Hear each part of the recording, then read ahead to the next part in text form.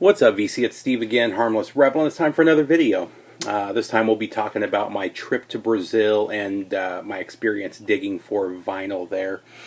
For those of you who haven't seen my last few videos where I've mentioned it, I just came back about a week and a half ago from a 16-day trip to Brazil. My wife is Brazilian, and we were going there to see our family. It was my first trip to Brazil. I had tried to go with her a number of times in the past, and stuff always came up. When I was in the military wouldn't let me go for an extended period of time, and then just money issues later on. But finally got to go, and really cool experience. It was a lot of fun seeing her family again, most of which I had already met in the past. We'd either brought them here to the U.S. They came on vacation with us in the U.S., or her brothers and sisters and some of her cousins lived in Japan when we were there. So I already knew a good portion of them, but it was nice meeting the rest of the family and just experiencing Brazil for the first time. It really was an amazing trip, and definitely worth checking out if you've never been there before. Because we were going there to see family, there wasn't a whole lot of time for digging or shopping in general. So our days were pretty full, so it was the second to last day before we were finally able to just take a day and go shopping. And part of that day was, or part of that shopping trip was checking out vinyl stores. That was my number one goal. For my wife, it was probably her 30th goal. So, but I was able to fit a few stores in. Not as many as I would like to. And next time, I'll definitely spend some more time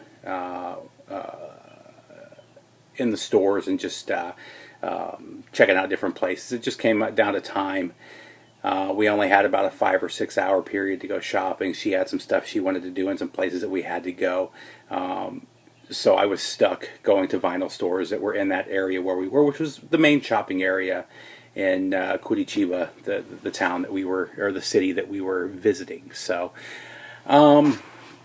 very different than what I was expecting. Excuse me.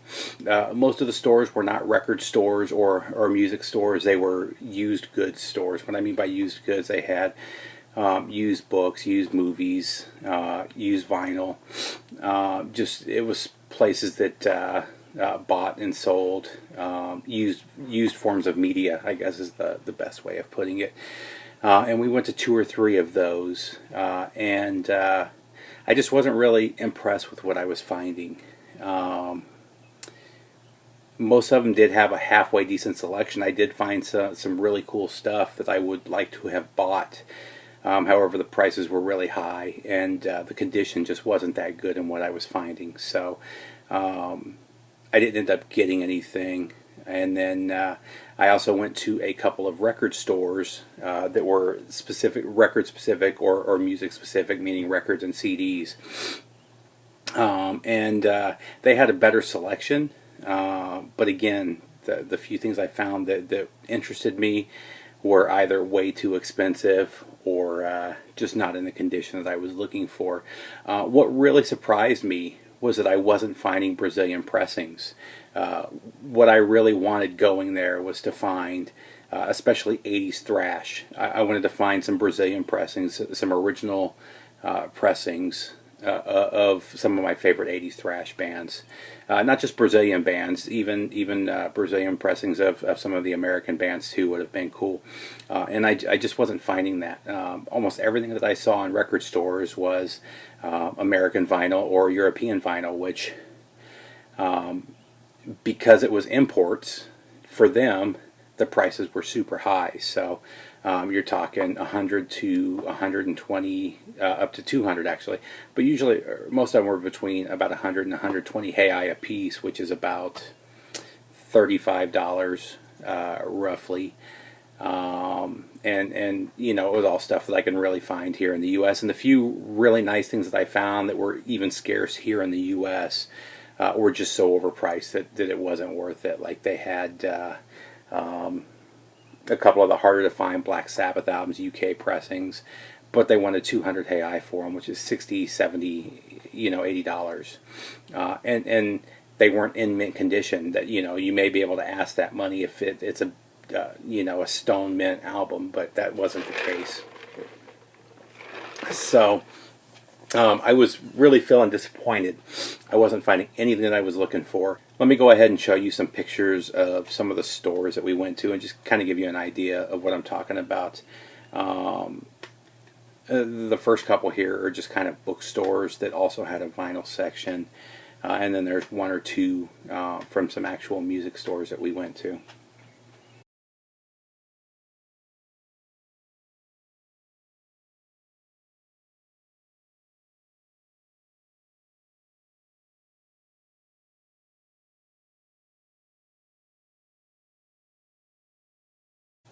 So that was pretty much what we saw.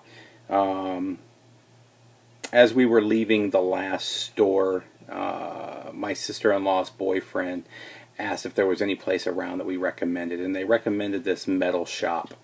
It was a shop that just specialized in metal, not really vinyl or CDs, just metal in general. So we decided to check it out. That definitely intrigues me as a metalhead.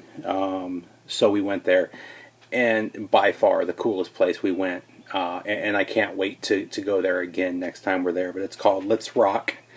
Here is the business card, and as you can tell, the owner's a Ronnie James Dio fan, and it was a really cool shop. Let me go ahead and post a picture right here for you.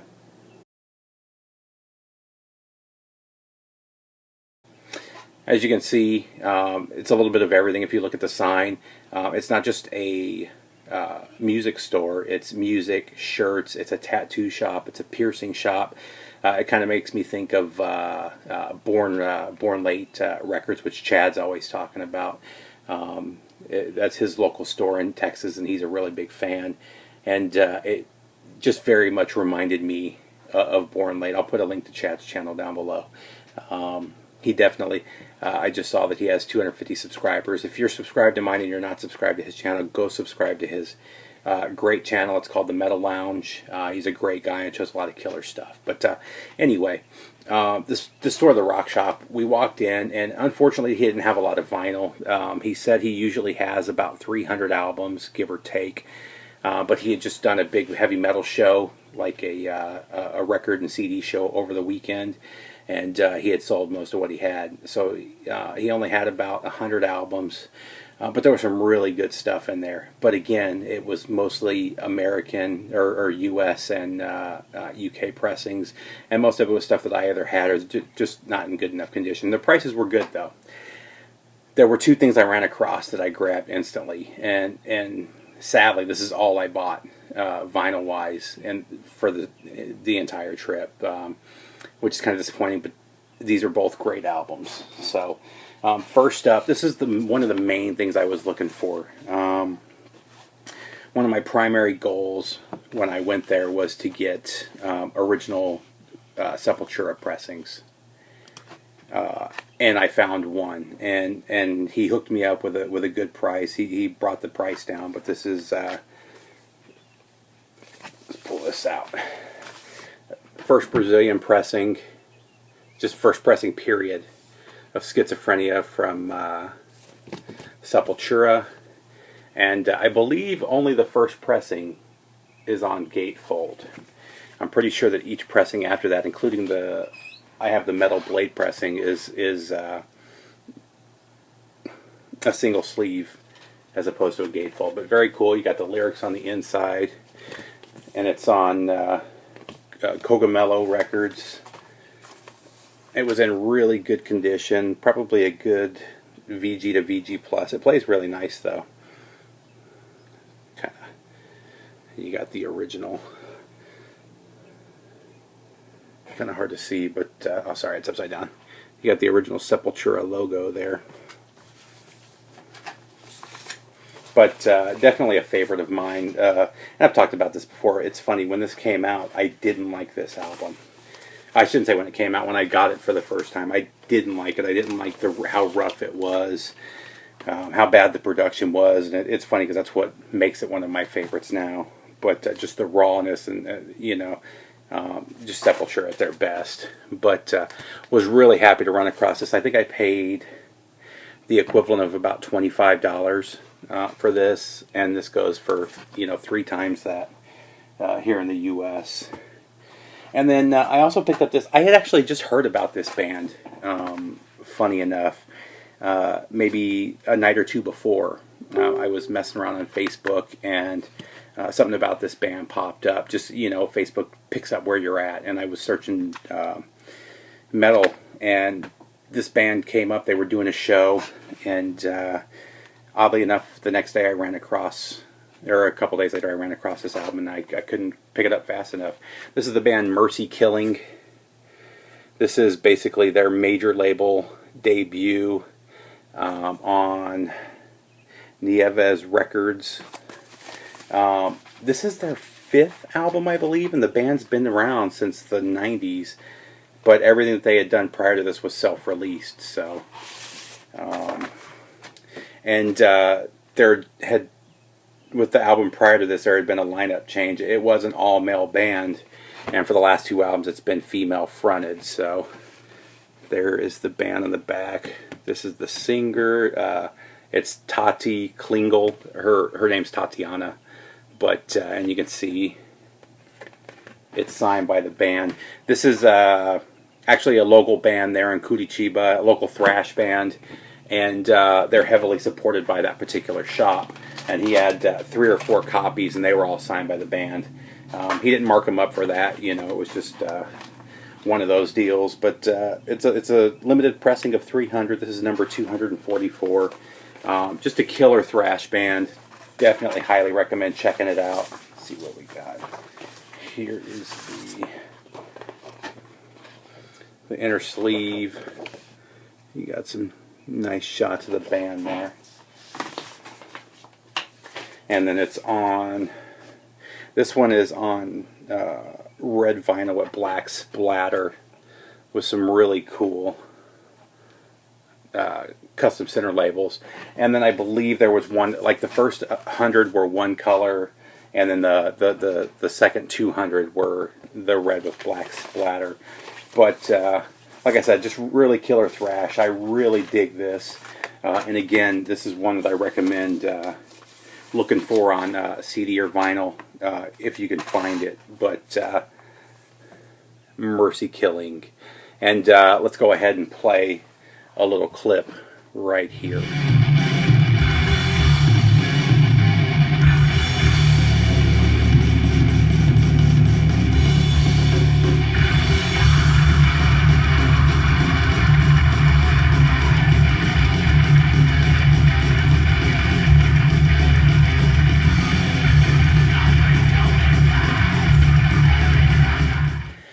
So that's pretty much it for digging in Brazil. 2 whole albums, but they're 2 awesome albums, and I'm really glad to have both of them. I got both of them for a good price. The Mercy Killing I got for about the same price, about $25 US, which is, right around the price of any new albums for the most part. And the fact that it's signed by the band just makes it a little bit cooler. But just as a whole, it was a pretty good experience. Like I said, the vinyl, I wasn't super impressed with what I saw, but then I was talking to the owner of the shop of Let's Rock, and he was saying, or he gave me some other stores to check out that have a much bigger selection and better quality vinyls. So next time we're there, I'll definitely be on the lookout. And it was cool. The owner of the shop actually travels to the U.S. all the time for concerts. And to just see different bands, and he travels all over. He's really into that, which is cool. But he also speaks perfect English, and we traded information, and he's going to try to find some stuff as well. So I'll put a link to his Facebook down below. Like I said, he speaks English. He ships internationally. So if there's anything from Brazil that you're looking for, send him a message. He's definitely interested in hooking people up. So really cool shop. If you're ever in Curitiba, Brazil, definitely go to this one. His shop, like I said, t-shirts, He probably had 1,000 T-shirts to choose from. You name a band, it was back there. His CD selection was amazing. He had some super, super rare stuff, and it wasn't Brazilian bootlegs. He did have a section of bootlegs, and it was all clearly marked as bootlegs. The bootlegs were $5 or $6 a piece, the equivalent. But I mean, he had original CD pressings of the early Pantera stuff. He had a lot of really rare Brazilian metal pressings, which I wish I would have had more time to go through them, or money to spend. You know, I had budgeted myself, and actually that took up about 75% of my budget. The couple of CDs that I wanted were super rare CDs, and they go for a lot of money. One of them that I really wanted was about $50, and I just didn't have that kind of money for a CD. So I passed, but you know, he was a really cool guy. Like I said, he ships international. Send him a message, and he'll definitely hook you up. But that's the trip, guys. Like I said, it was a great trip. I had a blast. The trip was capped off with a really cool event too. If you guys, those of you who were on my Facebook, probably saw the picture. That day in his shop, he had mentioned he was going to see Accept that night. We actually tried to find some tickets because we didn't know that they were playing there, and the tickets were sold out.